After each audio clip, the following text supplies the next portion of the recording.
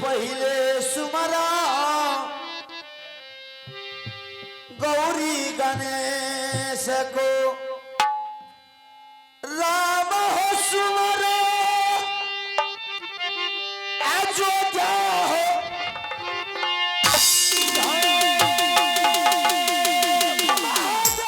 सुमरा जोरी कैलाशपति को कृष्ण हो सुमरो श्री दोरिया खारे पवन वीर हनुमान का सुमर लिए बजा रंग जी के नाम थोड़ा हो सुमरिए जोली बनत जली लिए बजा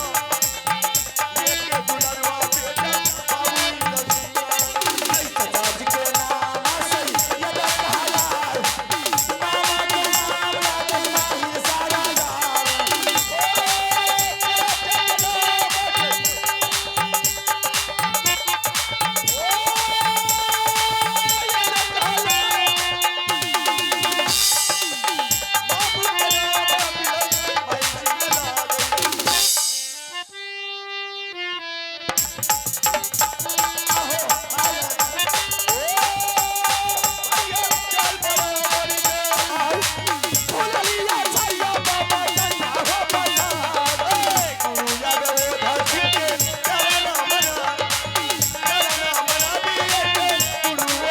सबला बेला जा बाबा साधु के बजाई जुग जुग नाम हो बाबा ये बा दुनिया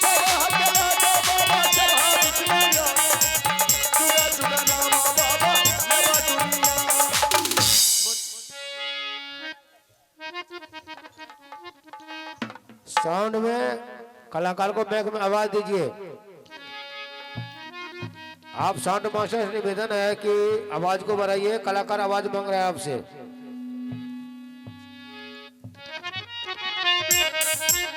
हमारे के नहिरा लगई है ये नारा बाल की लहरा हमारो हो के नहिरा लगई किला नारा ओ हमारे के नहिरा दीदी सो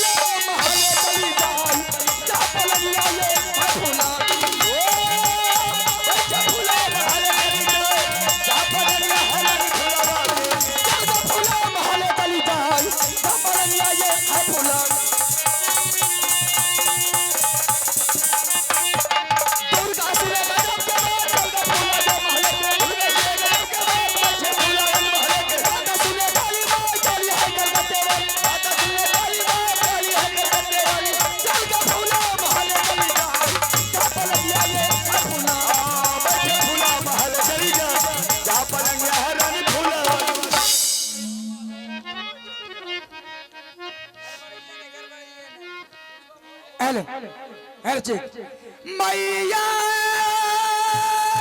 गे सुनले सैरबा लीमा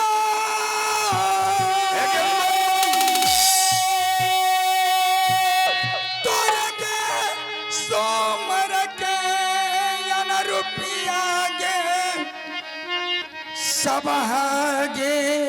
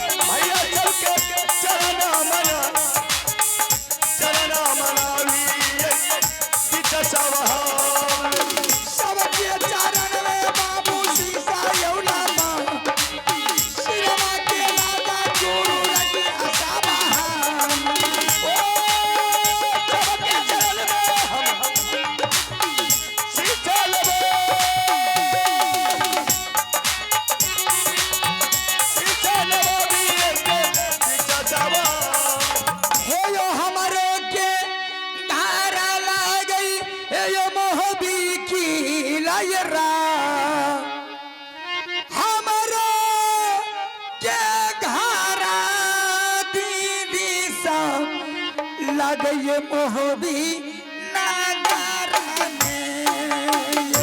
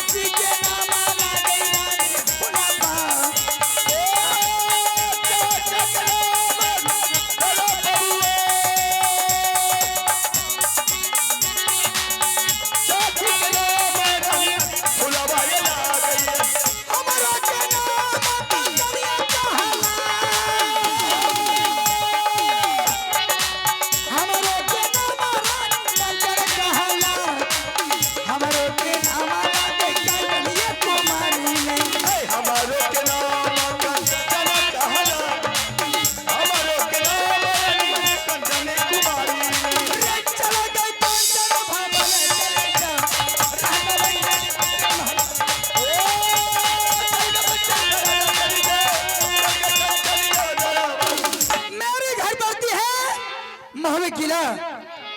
मेरे पिताजी का नाम अमरपति आला सिंह, मेरे चाचा जी का नाम बाबू रुदल सिंह, मेरी चाची का नाम रानी फूला, माँ का नाम रानी सोना, मेरी नाम कंचन कुमारी पड़ती है।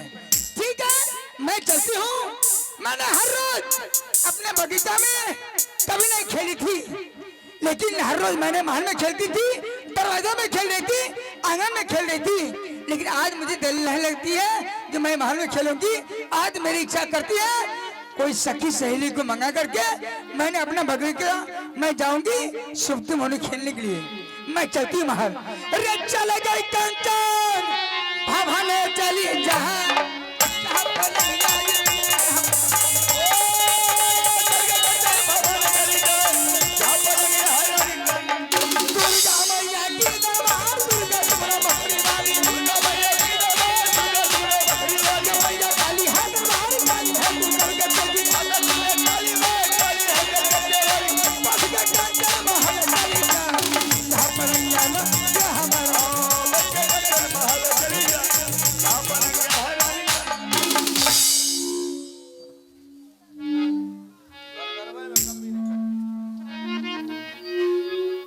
Hello hello check, hello hello hello, थोड़ा मीट दीजिए ना। हेलो हेलो चेक,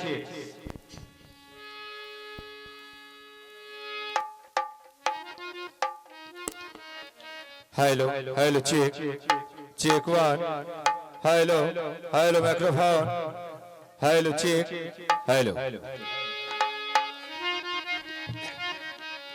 सम्मानित सज्जनों, माता एवं बहन और महफिल में बैठे हुए हमारे पिता तुल्य तमाम श्रोता भगवान को हम श्री आनंदी नाट्य कला परिषद माखर सिमरी बख्तियारपुर सहरसा सभी दर्शकों के चरणों में लाखों लाखों बार नमन करता हूं, लाखों लाखों बार नमन करता हूं।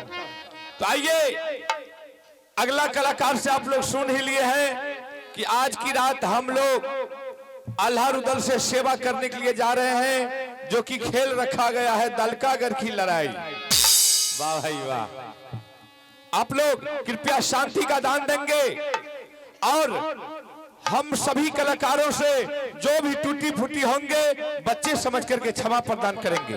तो आइए, जब हम लोग एकत्रित हुए हैं तो एक बार भगवान की जय जयकार होना चाहिए।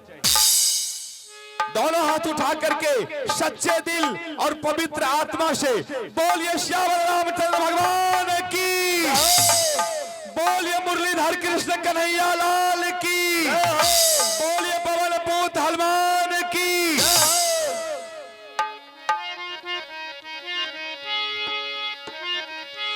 घर मोरा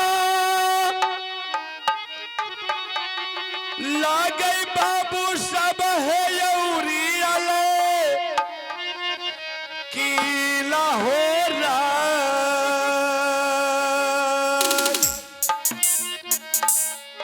हमारो के घर लगैया अकिलाऊ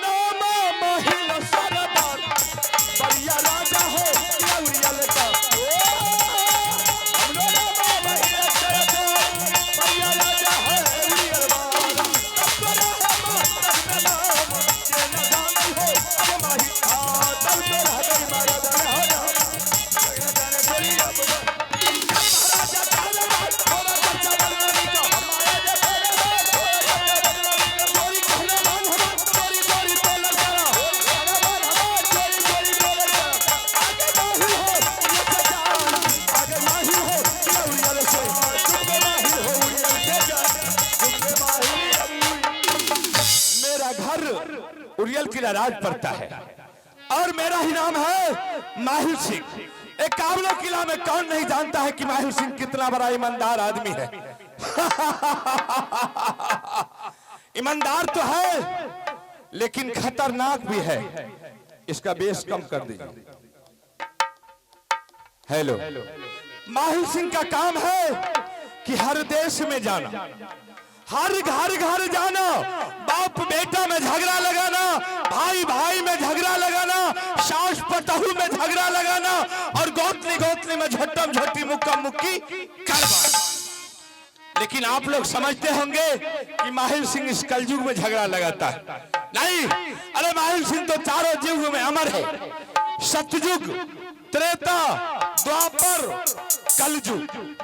आइए, सतयुग में अगर नारद बाबा नहीं रहते, सतयुग में अगर नारद बाबा नहीं रहते तो राजा दक्ष का जग भांग नहीं होता।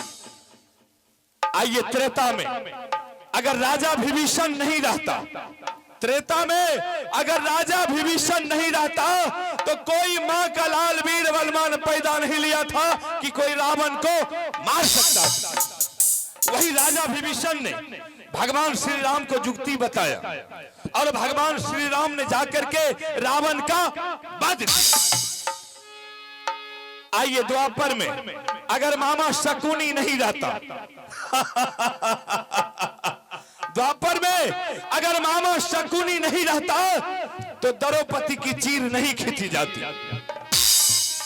आइए, कलयुग में साक्षात देवता के रूप में माहिर सिंह, जिसको हम लोग कलयुग देवता बोलते हैं, जो जैसा कर्म करता है उसको वैसा बल सिंह।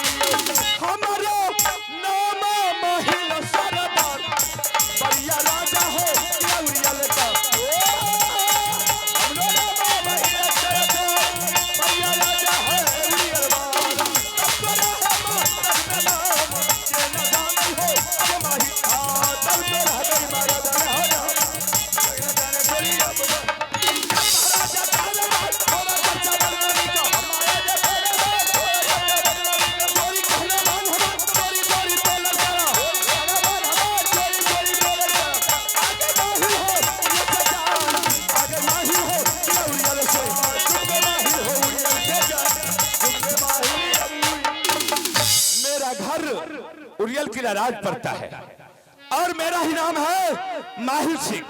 एक काबलो किला में कौन नहीं जानता है कि माहिर सिंह कितना बड़ा ईमानदार आदमी है। ईमानदार तो है लेकिन खतरनाक भी है। इसका बेस कम कर दीजिए। हेलो, माहिर सिंह का काम है कि हर देश में जाना, हर घर घर जाना, बाप बेटा में झगड़ा लगाना, भाई भाई में झगड़ा लगाना, सास पतहू में झगड़ा लगाना और गोतनी गोतनी में झट्टम झट्टी मुक्का मुक्की करवाना। लेकिन आप लोग समझते होंगे कि माहिर सिंह इस कलयुग में झगड़ा लगाता है। नहीं, अरे माहिर सिंह तो चारों युग में अमर है। सतयुग, त्रेता, द्वापर, कलयुग।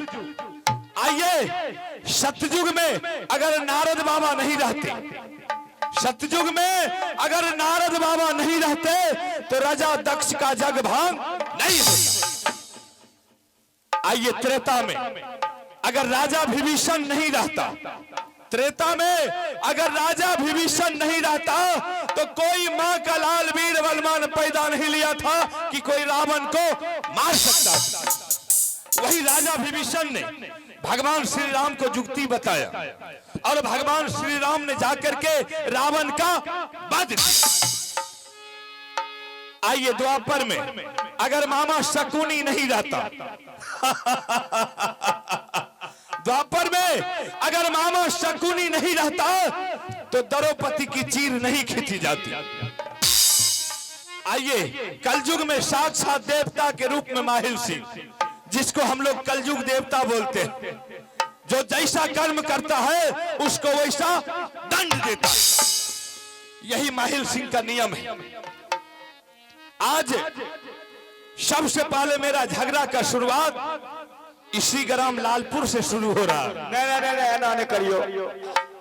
अरे साले साल आवे छे, दोस्त छे तो बहुत हमारियो साहब। अच्छा, आपका दोस्त है, खैर कोई बात नहीं। अगर मास्टर साहब का दोस्त है तो मेरा भी दोस्त है। हम इस गांव में कुश का कलेफ लगने के लिए नहीं देंगे, ये मेरा दावा है। प्रभु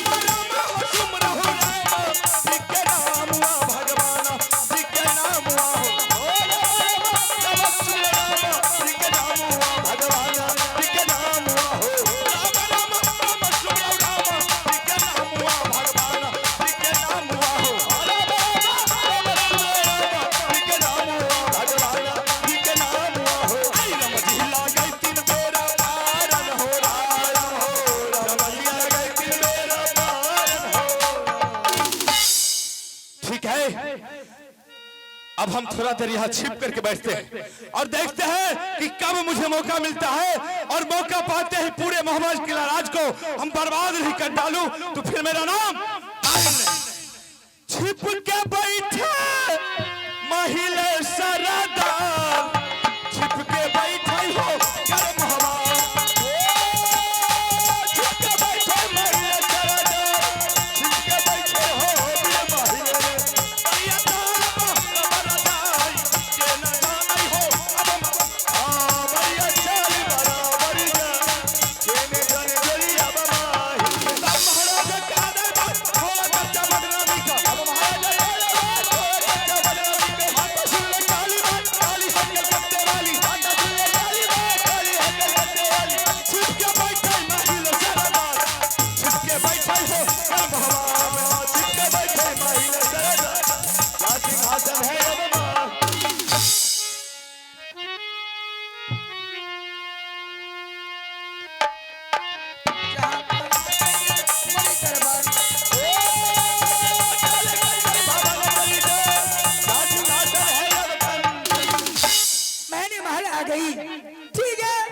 मैं सहेली को बुला करके मैं अपने साथ शामिल में लगाते हुए मैं अपना बाबा का बगीचा मैं अवश्य चलूंगी। मैं सखी को बुलाती बहन है गे सुन ले ये गे सखी गे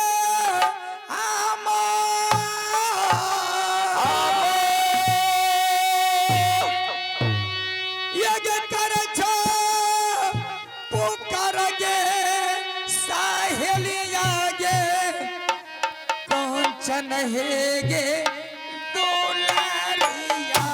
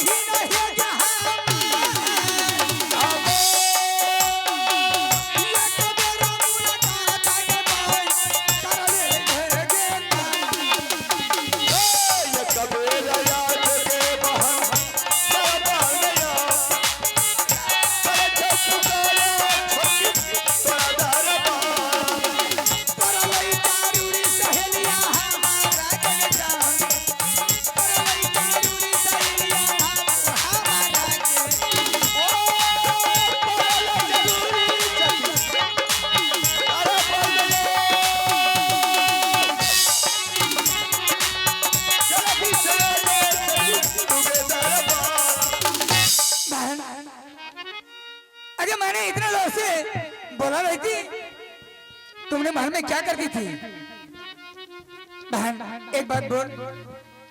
हेलो हेलो हाँ वहाँ मैं क्या तुम्हें बुलाई किस लिए किस लिए? क्या चाहती मैंने हर रोज महल में खेलती थी आंगन में खेल रही थी दरबार में खेलती थी लेकिन आज मुझे मन नहीं लगती है। सब मन नहीं लग रहे हैं। नहीं सहेली आज मेरी विचार करती है चल अपना बाबा का बगीचा सुख से करेंगे। बहुत अच्छा बात है। चल बहन ठीक है बहन।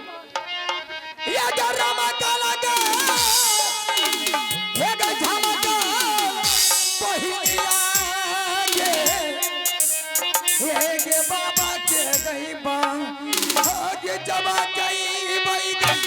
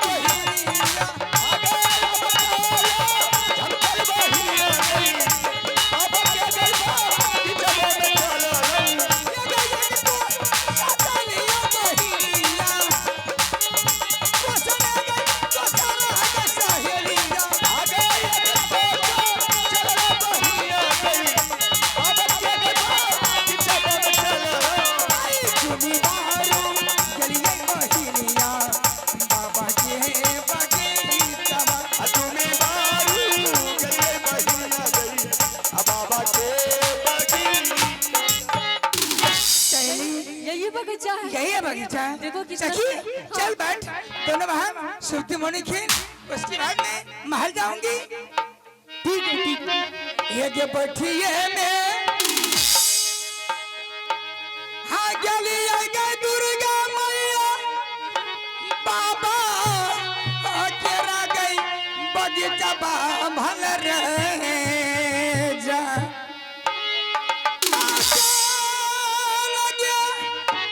बाबा अकेला गई बगीचा सखी गए जहान रे खेलियो सहेलिया गे सुपति भाल हे गे महाओनियो रे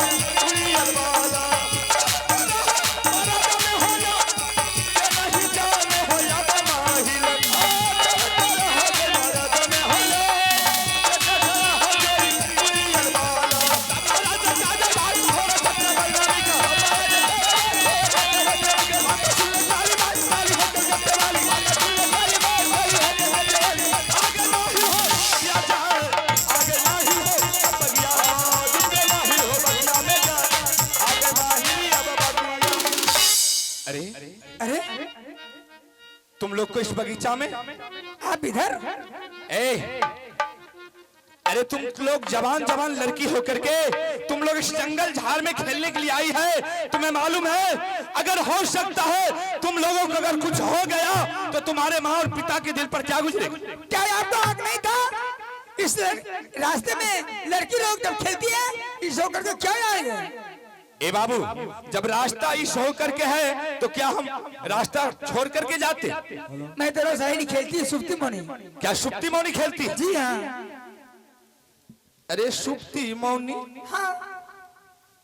मतलब खाली ये सुप्ती लेकर के खेलती है? हाँ। सही बात। अब की बार दहाड़ आया था न, इसलिए धान उन तो हुआ न, बात सही। खैर कोई बात नहीं, लेकिन बाबू हाँ। हम एक बात जानना चाहते हैं। क्या? सबसे पहले तुम ये बताओ कि तुम लोगों का घर कहाँ है और तुम्हारे पिता का क्या नाम है, तुम्हारे माँ की क्या नाम है और तुम्हारे चाचा और चाची की क्या नाम है और तुम्हारी क्या नाम है? क्या नाम था? हाँ, जब तक नाम गम नहीं कहेंगे तब तक आप रास्ते से नहीं जा सकते। तुम मुझे सिर्फ अपना परिचय दे दो, हम इस बगीचा को छोड़ करके। ठीक है, मैं सुनाती हूँ। ठीक है। हे यो हमारे के धारा मुसाफिर यो, हे यो मोहब्बी की लायो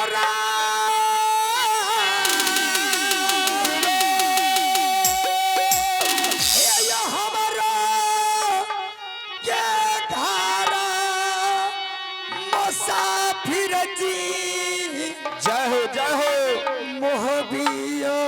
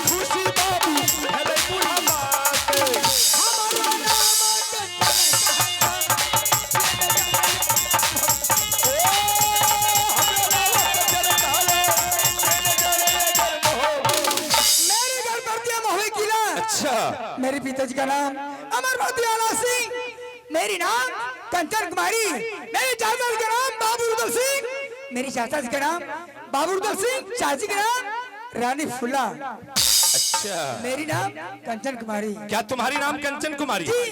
बाबू, बहुत अच्छा नाम है ना? बहुत सुंदर गांव का भी नाम है और तुम्हारा भी नाम बहुत अच्छा। ऐसा करो, क्या अब हम इस बगीचा से चल। नहीं, कहा मेरी नाम का आप पता पूछ लिए हैं, आप भी अपना नाम का पता बता करके जाइए। अच्छा, हमको भी पता बताना हो। हाँ, खैर कोई बात नहीं, जब बच्चा लोग बता दिल के तो हमें तो कोना बूढ़े पुरान। बताइए बताइए। ठीक है, हम बताते हैं। देखो बाबू, मेरा घर पड़ता है उड़ियल किला राज। क्या सखी कहता उड़ियल किला घर है? हाँ, मेरा घर उड़ियल किला पड़ता है और मेरा ही नाम है माहिल सिंह। ये बोलता है मेरा नाम है माहिल सिंह। जब दोनों बहन छोटी छोटी थी उस टाइम में मैंने आते और जाते हुए देखती थी। ये लगता है मेरे बाबूजी का मामू जी है, इसका मतलब दादाजी तो नहीं है। हाँ, इसलिए है। सही पहचाने दादाजी मस्त रहो बाबू, मस्त रहो, आनंद रहो। दादाजी चॉकलेट दीजिए ना। अरे सुन ना, अरे बाप सुनिए दादाजी, अरे ना क्या कर दीजिए ना। दादा